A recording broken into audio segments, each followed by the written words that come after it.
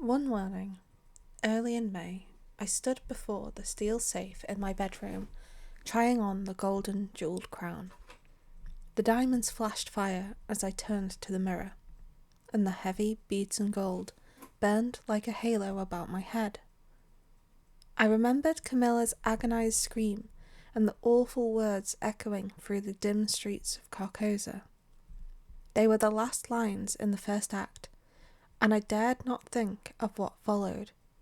Dared not, even in the spring sunshine, there in my own room, surrounded with familiar objects, reassured by the bustle from the street and the voices of the servants in the hallway outside.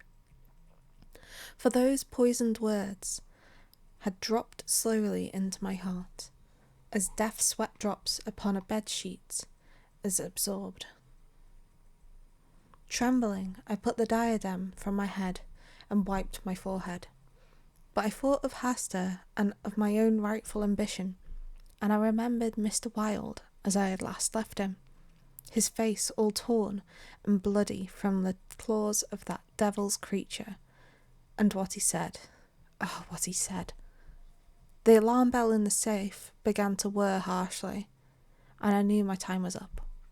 But I would not heed it, and, replacing the flashing circlet upon my head, I turned defiantly to the mirror. I stood for a long time, absorbed in the changing expression of my own eyes. The mirror reflected a face which was like my own, but whiter, and so thin that I hardly recognized it. And all the time I kept repeating between my clenched teeth, "The day has come! The day has come!" While the alarm in the safe whirred and clamoured, and the diamonds sparkled and flamed above my brow, I heard a door open, but did not heed it. It was only when I saw two faces in the mirror, it was only when another face rose over my shoulder, and two other eyes met mine. I wheeled like a flash, and seized a long knife from my dressing table, and my cousin sprang back, very pale, crying, "Hildred, for God's sake!" Then as my hand fell, he said, "It's I, Louis, don't you know me?" I stood silent. I could not have spoken for my life. He walked up to me and took the knife from my hand. "What is all this?" he inquired, in a gentle voice. "Are you ill?" "No," I replied, but I doubt if he heard me. "Come, come, old fellow," he cried. "Take off that brass crown and toddle into the study. Are you going to a masquerade? What's all this theatrical tinsel, anyway?" I was glad he thought the crown was made of brass and paste, yet I didn't like him any the better for thinking so. I let him take it from my hand, knowing it was best to humour him. He tossed the splendid diadem in the air and, catching it, turned to me smiling. "It's dear at 50 cents, he said. "What's it for?" I did not answer, but took the circlet from his hands, and placing it in the safe, shut the massive steel door. The alarm ceased its infernal din at once. He watched me curiously, but did not seem to notice the sudden ceasing of the alarm. He did, however, speak of the safe as a biscuit box. Fearing lest he might examine the combination, I led the way into my study. Louis threw himself on the sofa and flicked at flies with his eternal riding whip. He wore his fatigue uniform with the braided jacket and jaunty cap, and I noticed that his riding boots were all splashed with red mud. "Where have you been?" I inquired. "Jumping mid-creeps in Jersey," he said. "I haven't had time to change yet. I was rather in a hurry to see you. Haven't you got a glass of something? I'm dead tired. Been in the saddle 24 hours. I gave him some brandy from my medicinal store, which he drank with a grimace. "Damn bad stuff," he observed. "I'll give you an address where they sell brandy, and that is brandy." "It's good enough for my needs," I said indifferently. "I use it to rub my chest with." He stared and flicked at another fly. "See here, old fellow," he began. "I've got something to suggest to you. It's 4 years now that you've shut yourself up here like an owl, never going anywhere, never taking any healthy exercise, never doing a damn thing but poring over those books up there on the mantelpiece. He glanced along the shelves. Napoleon, Napoleon, Napoleon, he read. For heaven's sake, have you nothing but Napoleons there? I wish they were bound in gold, I said. But wait, yes, there is another book, The King in Yellow. I looked him steadily in the eye. Have you never read it? I asked. No, thank God, I don't want to be driven crazy. I saw he regretted his speech as soon as he had uttered it. There's only one word which I loathe more than I do lunatic, and that is the word crazy. But I controlled myself and asked him why he thought The King in Yellow dangerous. Oh, I don't know, he said hastily. I only remember the excitement that is created and the denunciations from pulpit and press. I believe the author shot himself after bringing forth this monstrosity, didn't he? I understand he's still alive, I answered. That's probably true, he muttered. Bullets couldn't kill a fiend like that. It is a book of truths, I said. Yes, he replied, of truths which send men frantic and blast their lives. I don't care if the thing is, as they say, the very supreme essence of art. It's a crime to have written it, and I, for one, shall never open its pages. Is that what you have come to tell me? I asked. No, he said. I came to tell you that I am going to be married. I believe, for a moment, my heart ceased to beat, but I kept my eyes on his face. Yes, he continued, smiling happily. Married to the sweetest girl on earth. Constance Hawberk, I said mechanically. How did you know? He cried, astonished. I didn't know it myself until that evening last April when we strolled down to the embankment before dinner. When's it to be? I asked. It was to have been next September, but an hour ago a dispatch came ordering our regiment to the Presidio San Francisco. We leave at noon tomorrow. Tomorrow, he repeated. Just think, Hildred, tomorrow I shall be the happiest fellow that ever drew breath in this jolly world, for Constance will go with me. I offered him my hand in congratulation, and he seized and shook it like the good-natured fool he was, or pretended to be. I'm going to get my squadron as a wedding present, he rattled on. Captain and Mrs. Louis Castaigne, eh, Hildred? Then he told me where it was to be, and who were to be there, and made me promise to come and be best man. I set my teeth and listened to his boyish chatter, without showing what I felt. But I was getting to the limit of my endurance, and when he jumped up, and switching his spurs till they jingled, said he must go, I did not detain him. There's one thing I want to ask of you, I said quietly. Out with it, it's promised, he laughed.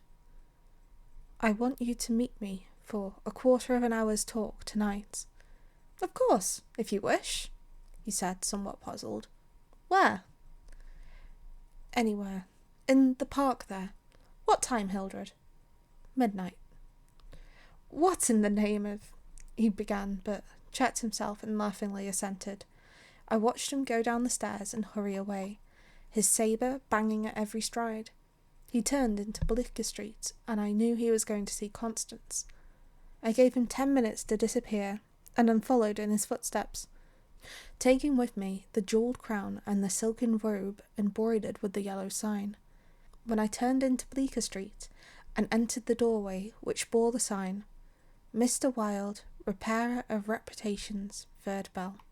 I saw old Hawberk moving about in his shop, and I imagined I heard Constance's voice in the parlour, but I avoided them both and hurried up the trembling stairways to Mr. Wilde's apartment. I knocked and entered without ceremony. Mr. Wilde lay groaning on the floor, his face covered with blood, his clothes torn to shreds. Drops of blood were scattered over the carpets, which had also been ripped and frayed in the evidently recent struggle.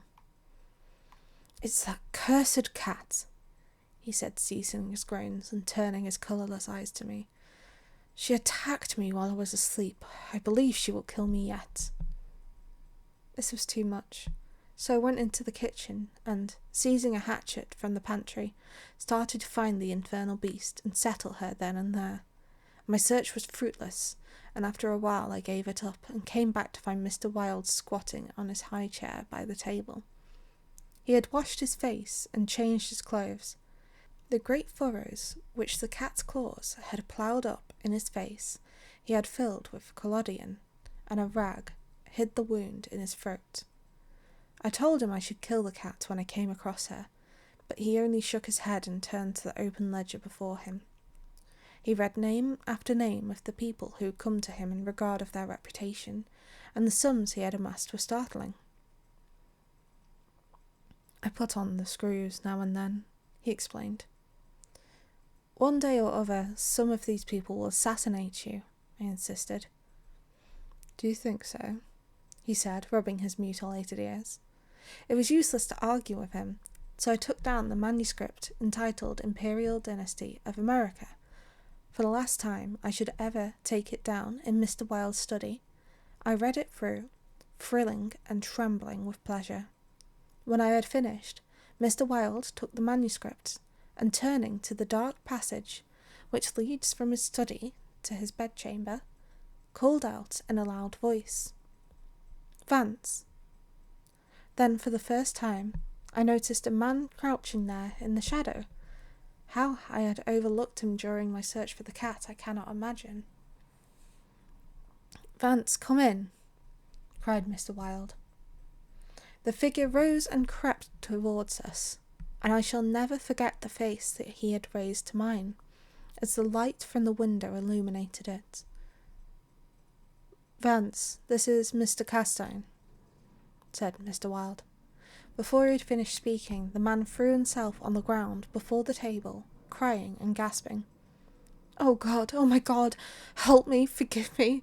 Oh, Mr. Castine, keep that man away. You cannot mean it. You are different, save me. I am broken down. I was in a madhouse, and now, when all was coming right, when I had forgotten the king in yellow, and I shall go mad again, I shall go mad." His voice died into a choking rattle, for Mr. Wilde has leapt on him, and his right hand encircled the man's throat. When Vance fell in a heap on the floor, Mr. Wilde clambered nimbly into his chair again, and coughed complacently, and pointed onto the name Vance. "Vance," he read aloud. "Osgood Oswald Vance." At the sound of his name, the man on the floor raised his head and turned a convulsed face to Mr. Wilde. His eyes were injected with blood, his lips tumefied. "Called April 28th, continued Mr. Wilde. "Occupation, cashier in the Seaforth National Bank. Has served a term of forgery at Sing Sing, from whence he was transferred to the asylum for the criminal insane. Pardoned by the Governor of New York, discharged from the asylum January 19th, 1918. Reputation damaged at Sheepshead Bay. Rumours that he lives beyond his income. Reputation to be repaired at once. Retainer $1,500. Note, he has embezzled sums amounting to $30,000 since March 20th, 1919. Excellent family and secured present position through uncle's influence. Father, president of Seaforth Bank." I looked at the man on the floor. "Get up, Vance," said Mr. Wilde in a gentle voice. Vance rose, as if hypnotized.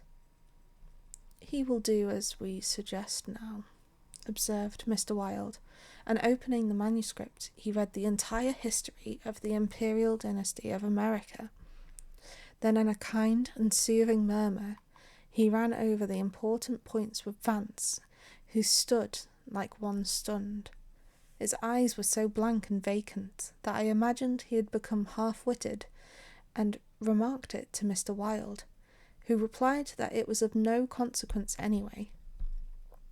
Very patiently we pointed out to Vance what his share in the affair would be, and he seemed to understand after a while. Mr. Wilde explained the manuscript, using several volumes on heraldry to substantiate the result of his researches.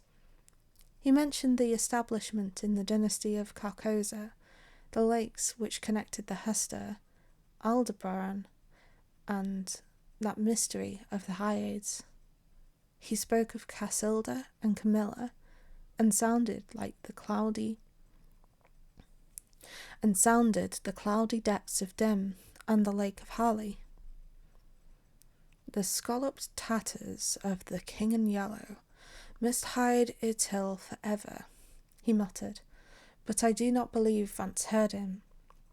Then, by degrees, he led Vance along the ramifications of the imperial family to Haute and to Tal, from Nautalba and the Phantom of Truth to Aldones, and then, tossing aside his manuscript and notes, he began the wonderful story of the last king.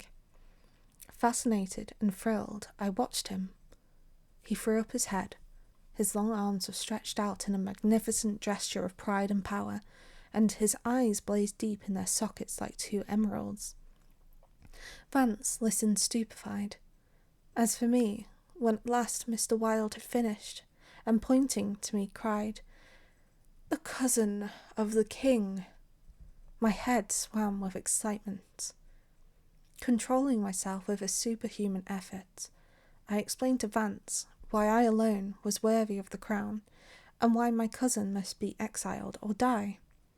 I made him understand that my cousin must never marry, even after renouncing all his claims, and how that least of all he should marry the daughter of the Marquis of Avonshire and bring England into the question.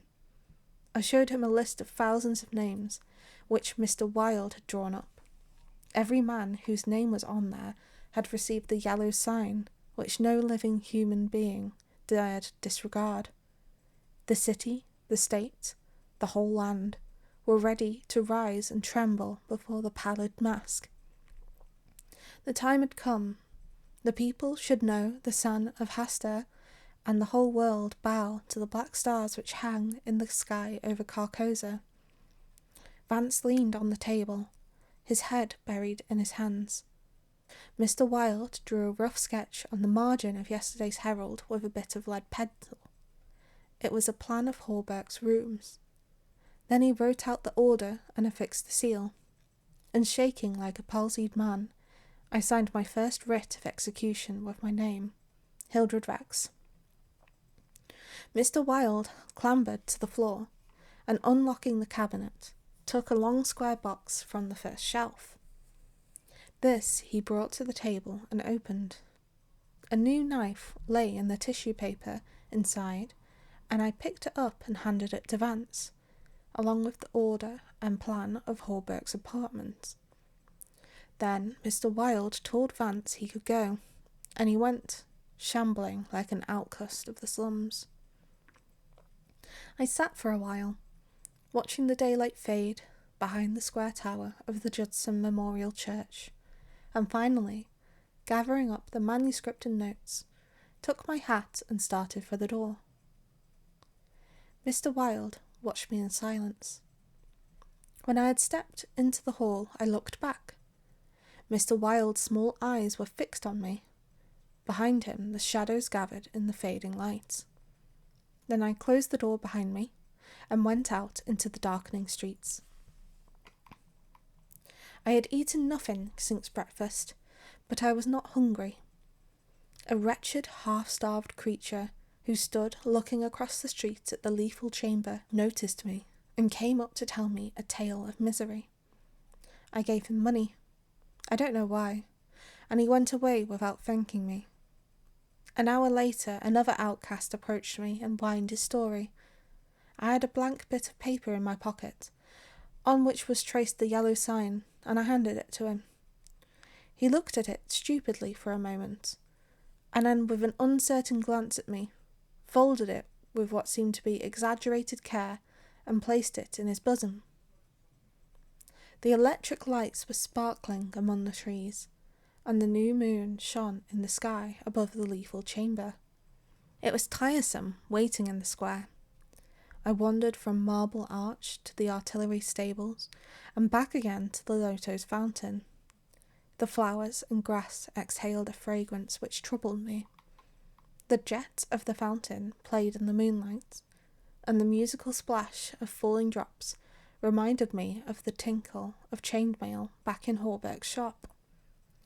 But it was not so fascinating, and the dull sparkle of the moonlight on the water brought no such sensations of exquisite pleasure as when the sunshine played over the polished steel of a corselet on Hallberg's knee. I watched the bats darting and turning above the water plants in the fountain basin, but their rapid, jerky flight set my nerves on edge, and I went away again to walk aimlessly to and fro among the trees. The artillery stables were dark, but in the cavalry barracks the officers' windows were brilliantly lighted, and the sallyport was constantly filled with troopers in fatigue, carrying straw and harness and baskets filled with tin dishes. Twice the mounted sentry at the gates was changed while I wandered up and down the asphalt walk. I looked at my watch. It was nearly time. The lights in the barracks went out one by one. The barred gate was closed, and every minute or two an officer passed in through the side wicket, leaving a rattle of accoutrements and a jingle of spurs on the night air. The square had become very silent.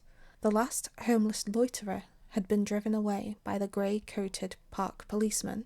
The car tracks along Worcester Street were deserted, and the only sound which broke the stillness was the stamping of the sentry's horse and the ring of his sabre against the saddle pommel. In the barracks, the officers' quarters were still lighted, and military servants passed and repassed before the bay windows. 12 o'clock sounded from the new spire of St. Francis Xavier, and the last stroke of the sad-toned bell. A figure passed through the wicket beside the portcullis, returned the salute of the sentry, and crossing the street, entered the square and advanced towards the Benedict apartment house. "Louis?" I called. The man pivoted on his spurred heels and came straight towards me. "Is that you, Hildred?" "Yes, you are on time." I took his offered hand, and we strolled toward the lethal chamber. He rattled on about his wedding and the graces of Constance and their future prospects, calling my attention to his captain's shoulder straps and the triple gold arabesque on his sleeve and fatigue cap. I believe I listened as much to the music of his spurs and sabre as I did to his boyish babble. And at last we stood under the elms on the 4th Street corner of the square opposite the lethal chamber. Then he laughed and asked me what I wanted with him. I motioned him to sit on a bench under the electric light and sat down beside him. He looked at me curiously, with that same searching glance which I hate and fear so in doctors. I felt the insult of his look, but he did not know it, and I carefully concealed my feelings. "Well, old chap," he inquired, "what can I do for you?" I drew from my pocket the manuscript and notes of the Imperial Dynasty of America, and looking him in the eye said, "I will tell you, on your word as a soldier, promise me to read this manuscript from beginning to end without asking me a question. Promise me to read these notes in the same way, and promise me to listen what I have to tell later." "I promise, if you wish it," he said pleasantly. "Give me the paper, Hildred." He began to read, raising his eyebrows with a puzzled, whimsical air, which made me tremble with suppressed anger. As he advanced, his eyebrows contracted, and his lips seemed to form the word rubbish. Then he looked slightly bored, but apparently for my sake read, with an attempt at interest, which presently ceased to be an effort. He started when in the closely written pages he came to his own name, and then he came to mine. He lowered the paper and looked sharply at me for a moment, but he kept his word and resumed his reading, and I let the half-formed question die on his lips unanswered. When he came to the end and read his signature of Mr. Wilde, he folded the paper carefully and returned it to me. I handed him the notes, and he settled back, pushing his fatigue cap up to his forehead with a boyish gesture, which I remembered so well in school. I watched his face as he read, and when he finished, I took the notes with the manuscript and placed them in my pocket. Then I unfolded a scroll marked with the yellow sign. He saw the sign, but he did not seem to recognise it, and I called his attention to it somewhat sharply. "Well," he said, "I see it. What is it?" "It is the yellow sign," I said angrily. "Oh, that's it, is it?" said Louis in that flattering voice which Dr. Archer used to employ with me, and would probably have employed again had I not settled his affair for him. I kept my rage down, and answered as steadily as possible. "Listen, you have engaged your word." "I am listening, old chap," he replied soothingly. I began to speak very calmly. "Dr. Archer, having by some means become possessed of the secrets of the imperial succession, attempted to deprive me of my right, alleging that because of a fall from my horse 4 years ago, I had become mentally deficient.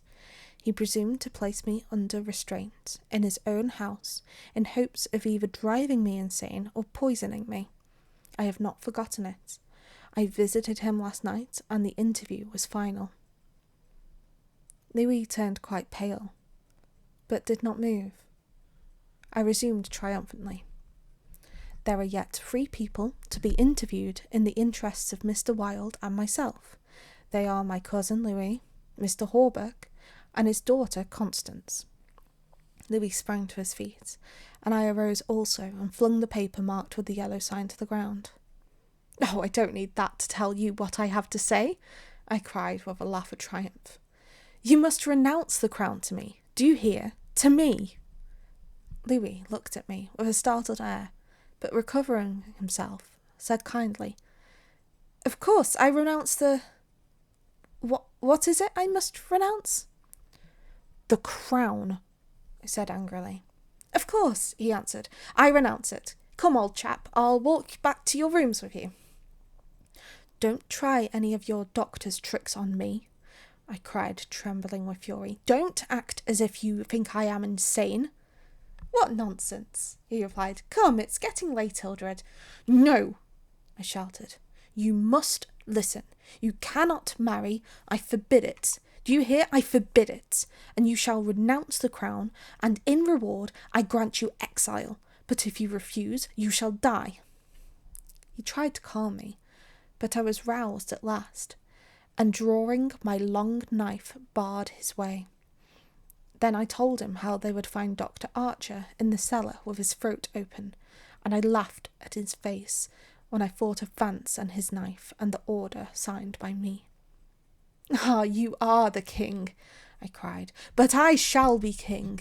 Who are you to keep me from empire over the habitable earth? I was born the cousin of a king, but I shall be king."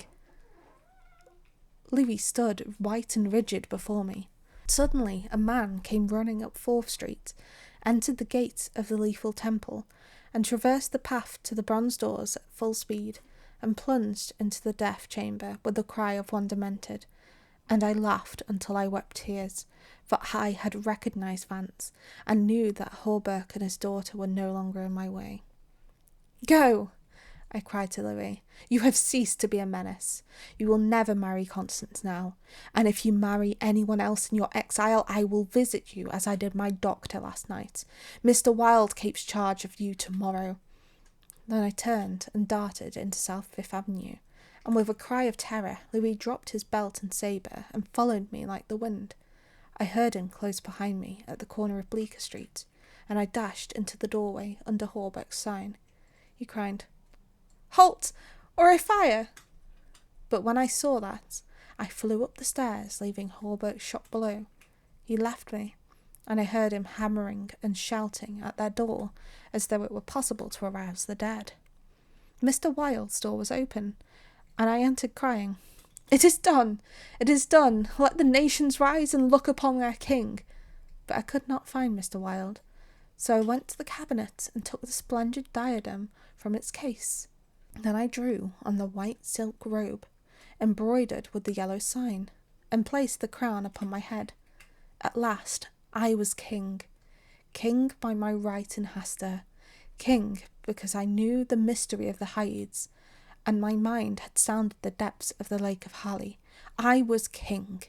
The first grey pencillings of dawn would raise a tempest, which would shake 2 hemispheres.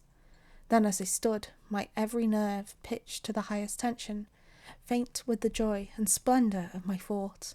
Without, in the dark passage, a man groaned. I seized the tallow dip and sprang to the door. The cat passed me like a demon, and the tallow dip went out, but my long knife flew swifter than she, and I heard her screech. And I knew that my knife had found her. For a moment I listened to her tumbling and thumping about in the darkness, and when her frenzy ceased, I lighted a lamp and raised it over my head. Mr. Wilde lay on the floor with his throat torn open.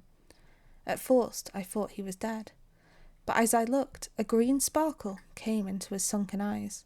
His mutilated hand trembled, then a spasm stretched his mouth from ear to ear. For a moment my terror and despair gave place to hope, but as I bent over him, his eyeballs rolled clean around in his head, and he died. Then while I stood, transfixed with rage and despair, seeing my crown, my empire, every hope and every ambition, my very life, lying prostrate there with the dead master, they came, seized me from behind, and bound me until my veins stood out like cords, and my voice failed paroxysms of my frenzied screams, but I still raged, bleeding and infuriated among them, and more than one policeman felt my sharp teeth. Then, when I could no longer move, they came nearer. I saw old Hawberk, and behind him my cousin Louise's ghastly face, and farther away, in the corner, a woman, Constance, weeping softly. "Ah, I see it now," I shrieked. "You have seized the throne and the empire! Woe! Woe to you who are crowned with the crown of the King in Yellow!" Editor's note: Mr. Castaigne died yesterday in the asylum for the criminal insane.